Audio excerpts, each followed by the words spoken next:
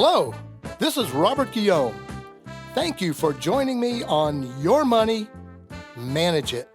I will be discussing principles that will empower you to manage your finances made easy.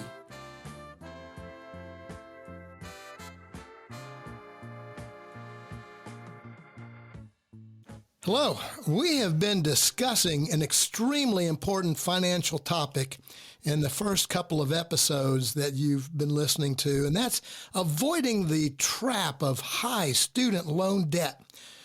Today, we have a special guest, a professional in the field of working with families to plan and finance college. Her company, College Planning Advisors, has helped thousands of students and families over the past 20 years to plan for and reasonably finance a college education. Welcome, Leigh Guillaume from Detroit, to Your Money, Manage It. Thank you, Bob. Yeah, good to have you, Leigh. It's my pleasure. Leigh, what are major areas that potential students and their families, need to be aware of in this situation of attending college and financing it? Sure. And I want to first start off by saying I want your listeners to recognize that college as an industry is big business.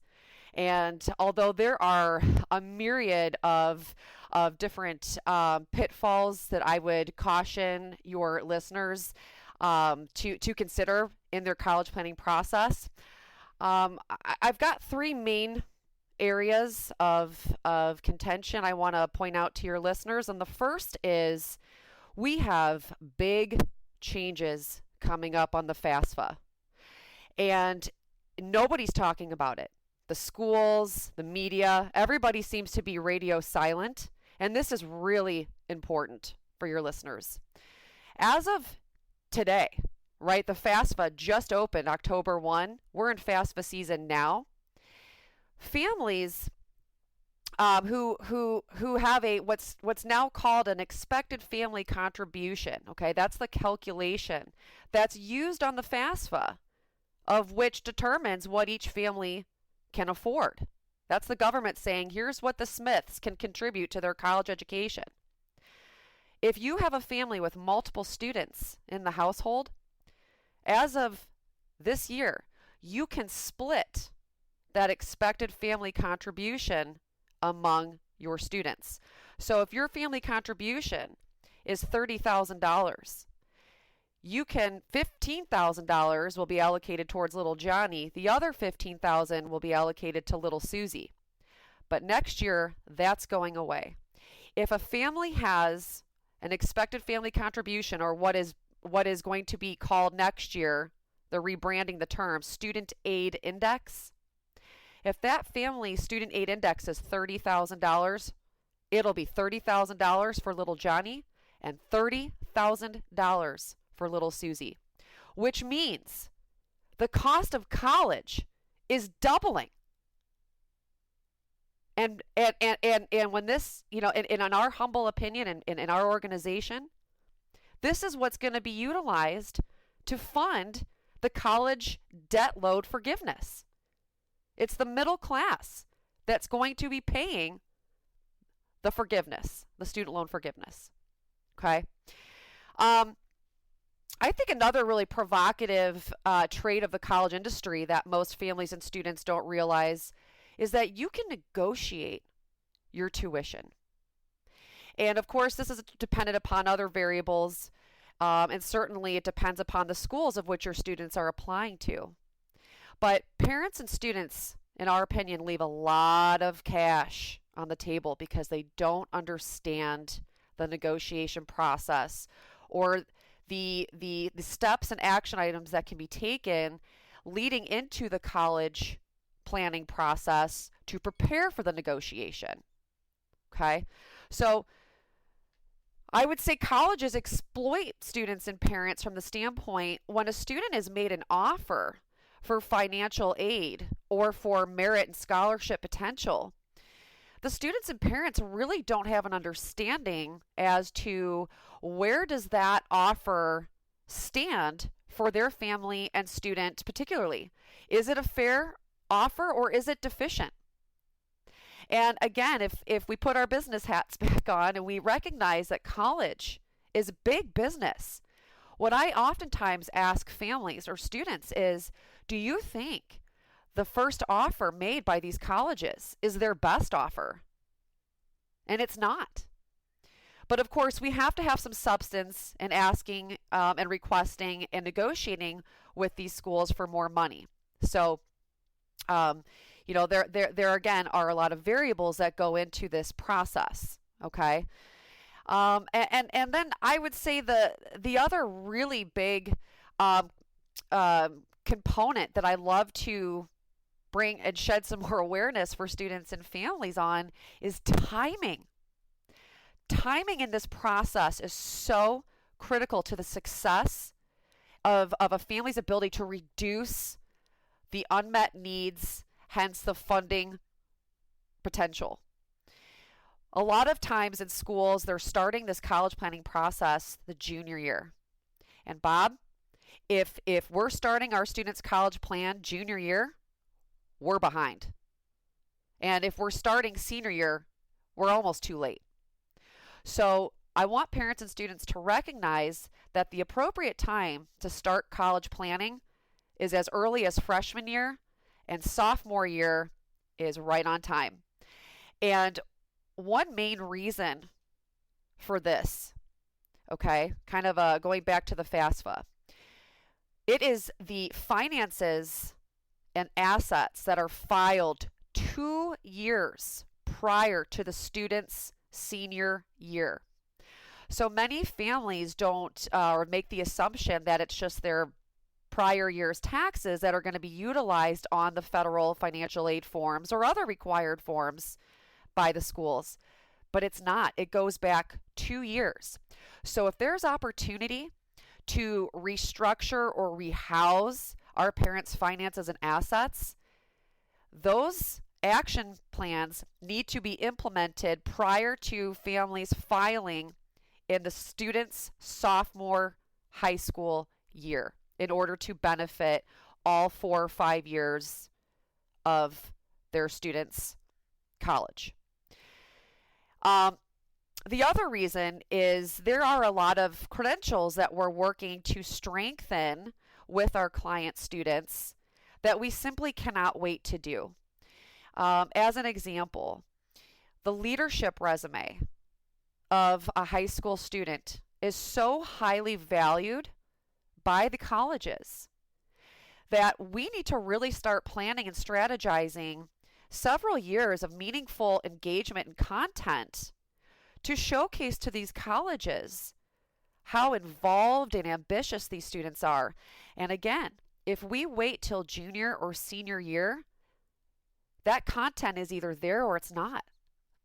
So I can't say it again. We need to start thinking forward about college freshman year and or sophomore year as the sweet spot.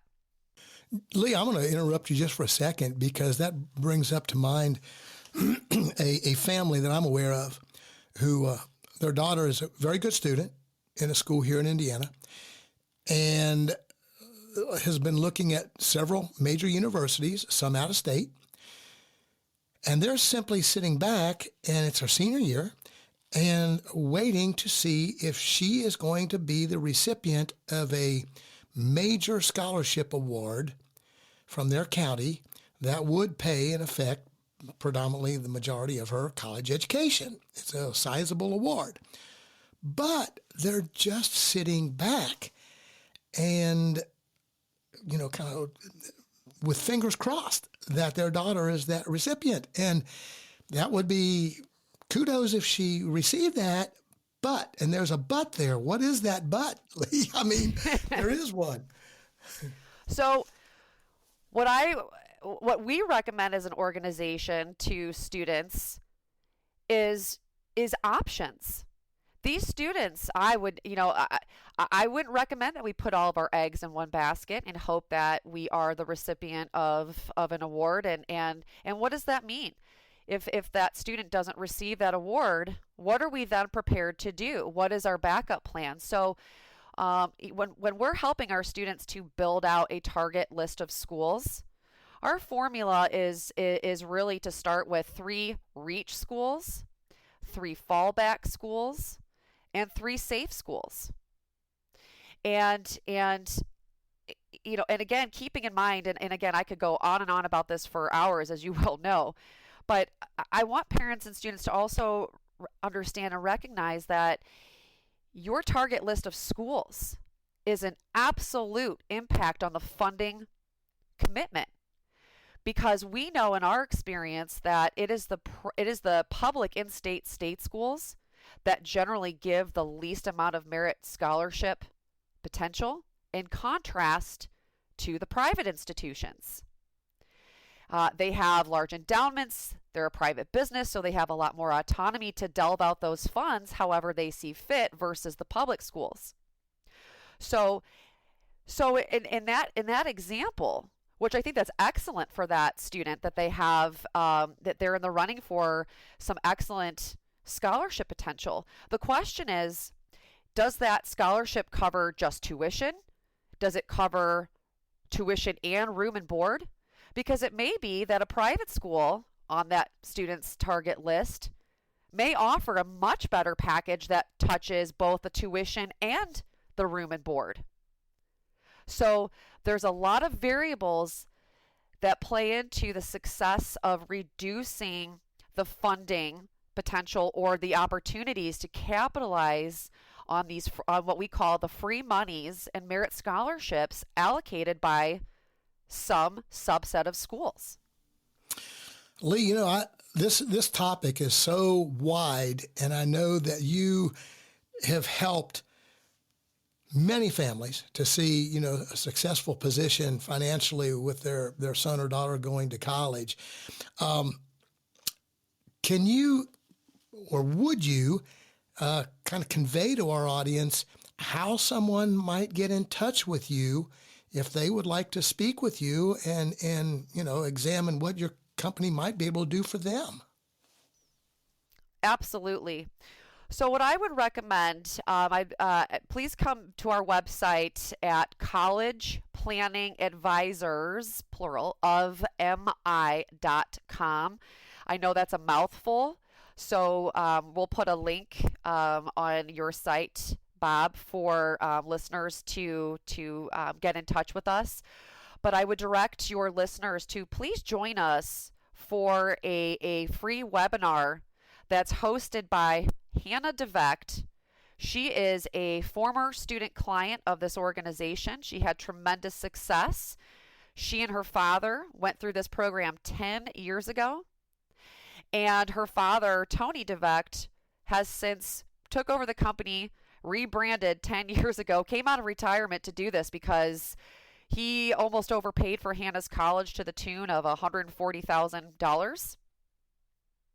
And so he came out of retirement with his hair on fire to shout our program from the rooftops. And so we give families and students the opportunity to please join a webinar so you can get to know a little bit more about our organization and our philosophy of the college industry at large. And from that webinar, you'll have the opportunity to book a one-on-one consultation so we can do a deep dive and discuss that family's particular college plan, address their situation specifically.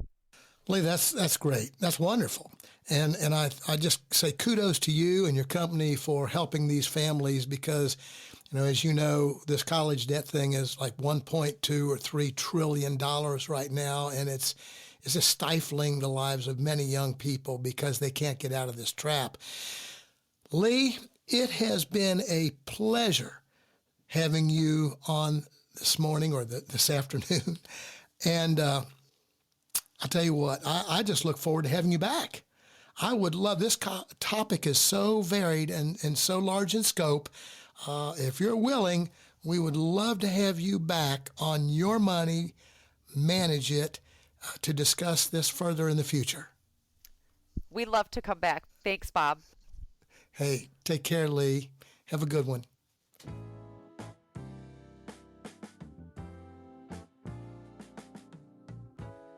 Thank you for joining me on Your Money, Manage It. My book, How to Manage Personal Finances Made Easy and Avoiding the College Debt Trap, can be found on Amazon and the bookshop. I will also include the link in the description of this episode. Find me on Facebook, LinkedIn, and Instagram, and join me again next Monday. Thank you for listening.